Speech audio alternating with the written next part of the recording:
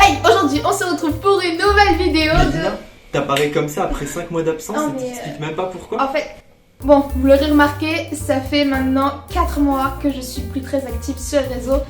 Et pour cause, il m'est arrivé tout un tas de choses et je vais vous les raconter en vidéo.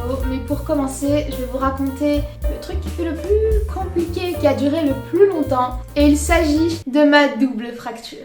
Notre histoire commence le 15 mai 2022 quand j'ai décidé d'aller voir mon meilleur ami à Bordeaux. Ça faisait déjà plusieurs mois qu'il me parlait de la magnifique patinoire de Bordeaux. Faut savoir que j'ai toujours eu la poisse avec les patinoires. Première fois, je me suis pris la lame dans la cheville. Deuxième fois, je sais pas ce qui m'est arrivé, mais je me rappelle que je m'étais fait super mal. Et la troisième fois, c'est la bonne. Nous sommes le lendemain, le 15 mai. Ça fait maintenant moins de 24 heures que je me trouve à Bordeaux. On est à la fameuse patinoire. Je décide déjà d'y aller avec ma carte vitale et ma carte d'identité et surtout de patiner sur les côtés.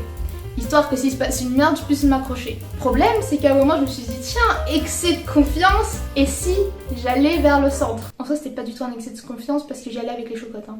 Mais je me suis dit, bon, faut pas avoir peur dans la vie. Allez, Lina, tu peux le faire. Je patine avec mon meilleur ami sur le centre et au moment de revenir, c'est là qu'arrive la catastrophe. Nous sommes actuellement entre le centre et la bordure.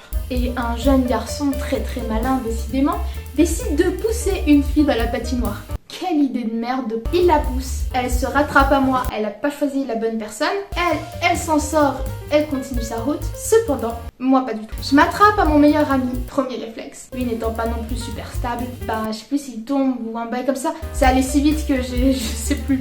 Mais en gros, quelqu'un nous est rentré dedans et il y a deux personnes qui ont fini par m'écraser la jambe, sauf qu'il y avait quelque chose, soit une jambe, soit ma propre jambe, soit un truc comme ça, sous ma jambe, et ça a fait effet de levier et crac. Alors là, instinct de survie mélangé à douleur, je crie très fort. De 1 pour alerter, pour qu'on vienne me chercher puisque j'étais quand même au milieu d'un endroit où des gens ont des lames aux pieds. Et deuxièmement parce que j'avais mal. Je sentais que le moindre mouvement, il y avait un truc qui allait pas bien. Ma cheville pouvait faire coucou mais un peu trop coucou. Ensuite s'est enchaîné un long moment d'attente pour que les pompiers arrivent. Et pour me faire patienter et me remonter le moral, le gérant m'a dit « Et t'inquiète, il y aura des petits pompiers sexy !» Ils ont su quoi me dire pour me faire rire. Tout, je m'imaginais à ce qu'ils arrivent genre tout luisant comme dans les films. J'imagine beaucoup trop de trucs comme dans les films. Rien que mon arrivée dans l'ambulance n'était pas normale. J'étais beaucoup trop contente pour une personne qui vient de se fracasser la jambe. Alors que j'avais mal, hein, mais c'est comme dans les films. J'aime trop les films. Putain, j'ai peut-être un petit problème mental. À partir de là, s'est enchaîné 7 heures d'attente aux urgences. On m'a fait faire des radios, mais on me les a pas vraiment interprétées, donc du coup je savais pas exactement ce que j'avais. Je peux même vous afficher une photo de ma radio si vous voulez.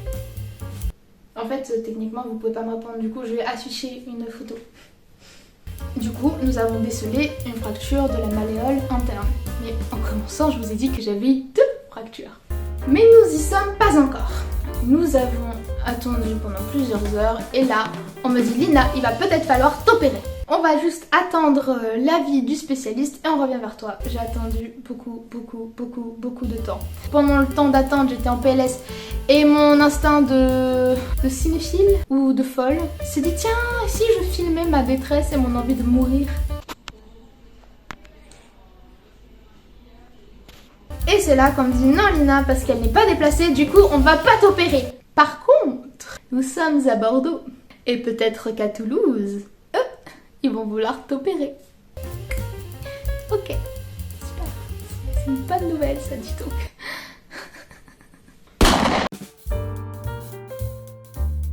Je retourne à Toulouse et je me dis tiens c'est bizarre parce que depuis le jour où je me suis fait mal, j'ai une douleur extrême presque plus forte que celle de ma cheville au niveau du genou. Je me dis tiens mais c'est pas normal. J'en parle avec ma soeur qui fait des études de kinésithérapie, elle me dit est-ce que c'est gonflé, est-ce que c'est truc, est-ce que c'est truc. Je fais non ça va, bref. Elle me dit je pense pas que c'est ça, mais bon, au cas où je me suis dit tiens je vais faire une radio. Je Je fais ma radio et effectivement par contre là elle est bien visible, je vois qu'il y a un petit truc qui est bien pété. Par contre pas au niveau de là où j'ai ma douleur, c'est-à-dire que c'est toujours au niveau du genou mais c'est pas la même zone. Du coup on me dit Lina il faut que tu ailles aux urgences pour qu'on te change ton plâtre. Donc là j'appelle mon pote qui a la voiture, il me dit Lina je viens te chercher, on y va. Du coup j'arrive là-bas, j'attends des heures pour qu'on me dise non on va pas vous changer le plâtre, par contre on va peut-être devoir vous opérer. Pardon. Mais on m'a dit comme quoi, à Bordeaux, que je n'aurais pas besoin d'opération. Ah, mais si. En fait, c'est quand vous avez qu'une seule fracture, mais là vous en avez deux. Donc peut-être que la deuxième va avoir un impact sur la première. J'ai chialé, ma race. Je lui ai demandé oui, s'il n'y a pas un moyen de changer. Elle fait non, vous allez rester aux urgences et on va vous opérer le plus tôt possible. Dès qu'il y a de la place, on vous opère. Bonne nouvelle. Moi qui aime tellement ça, les opérations. Et là, comme toute personne mature, forte de caractère, qui est vraiment avec un cœur de pierre et tout, j'ai appelé ma maman. Ce que je vais appeler la magie des mamans. Elle a vu avec les médecins et elle a réglé la situation. Elle a fait non, excusez-moi, je veux que vous repassiez des radios et que vous en parliez avec des confrères, histoire d'être sûr qu'elle a vraiment besoin d'opération. Et au final, il s'est avéré qu'on m'a appelé 2 jours après pour me dire non, finalement, vous n'avez pas besoin. En vue de votre âge, peut-être que ça va pouvoir guérir tout seul. Alléluia. On m'a dit Lina, tu en as pour 6 semaines. Là, j'en avais fait une, peut-être 2. Du coup, il me restait environ 1 mois, dans tous les cas. Il m'a changé mon plâtre pour un plâtre beaucoup plus aéré. Voici un plâtre nouveau standing. Voici mon compagnon pendant 1 mois et demi. On peut encore voir des traces dégueulasses dedans. Putain, c'est de la salade, ça. Ça se voit, ça fait longtemps que je n'ai pas touché ce truc. Il y a une vision décapotable. En fait ça, en vrai, on dirait pas, mais ça m'a aidé un peu plus facilement à accepter la chose, étant donné que je pouvais enlever de temps en temps mon pied pour le nettoyer. Du coup, je sentais pas le fauve. Mais attention, parce qu'on ne fait pas les choses à moitié. Avec cette jolie botte, j'avais le droit aux chaussettes assorties. Voilà, c'était mon compagnon. Mon ami.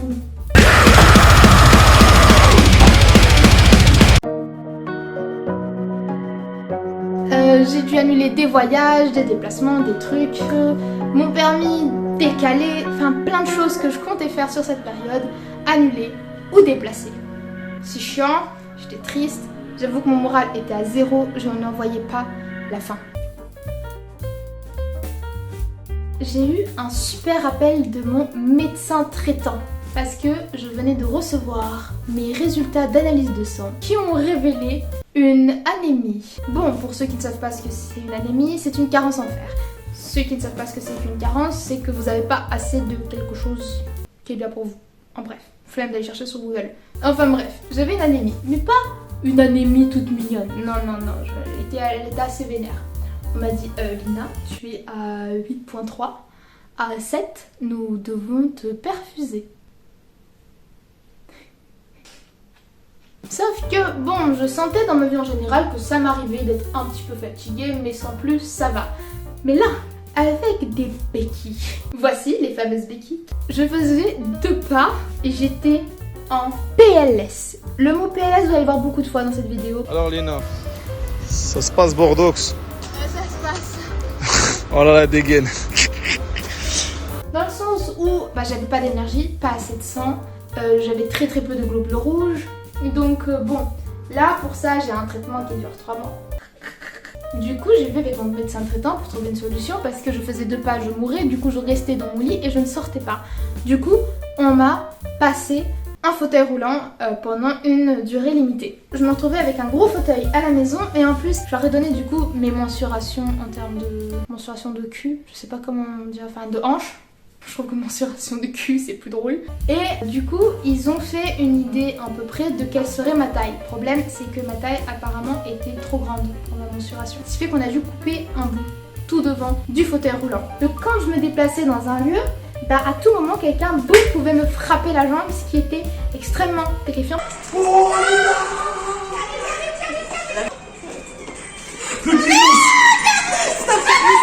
Pour faire le topo, j'avais une anémie, une double fracture, une opération qui a été évitée et je me baladais en fauteuil et à la maison c'était en béquille majoritairement.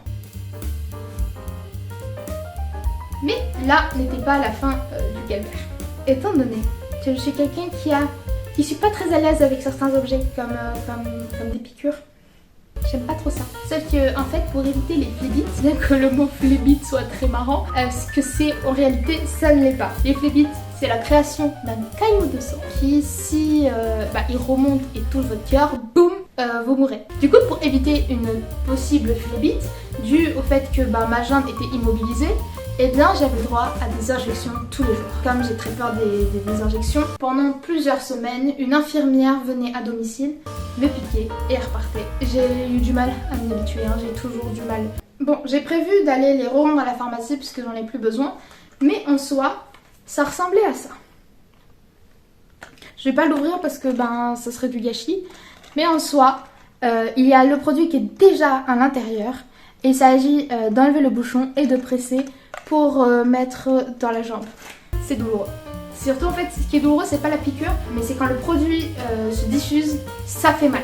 Et j'ai le droit, dû à mon anémie et aussi aux injections, pour checker mon taux de plaquettes, on me faisait une prise de sang pour vérifier que tout aille bien. Enfin bref, j'ai le droit au total 48 piqûres et j'ai même filmé la dernière piqûre que je me suis faite moi-même. Le plus important, parce qu'aujourd'hui ça va être ma dernière injection. Voilà un plan beaucoup plus flatteur, avec une chambre tout à fait rangée. Désinfectant. Truc à la jambe. Enfin, je vais m'assurer qu'on voit bien. Hop là. Alors, vous voyez, la seringue, elle est là. En fait, le but, c'est de pincer la peau, de prendre un bout de gras et de piquer et d'injecter. Ok, on est prêt. 1, 2, 3, putain. Yes. Et c'est la dernière injection. Ah putain, ça brûle. Ah putain, ça m'a brûlé.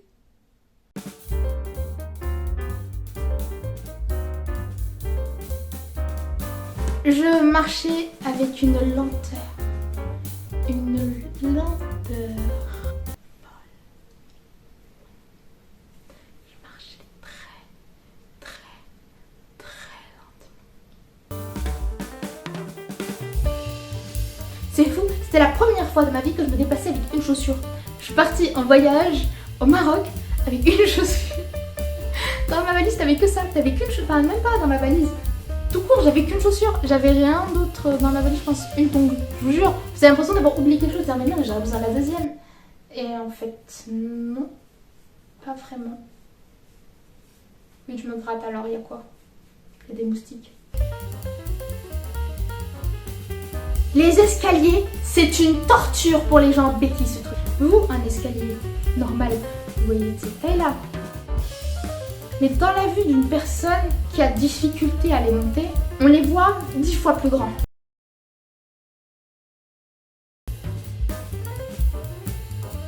Je devais tenir une béquille avec un bras et déplacer ma nourriture avec l'autre. Ce qui fait qu'à un moment, il est arrivé malencontreusement à ce que le contenant qui était du lait se trouve par terre.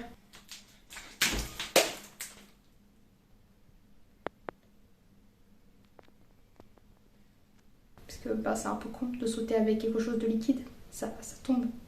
J'avais peut-être quelques neurones en moins à ce moment-là. Aussi, j'ai raconté énormément de merde, j'avais vraiment des neurones en moins.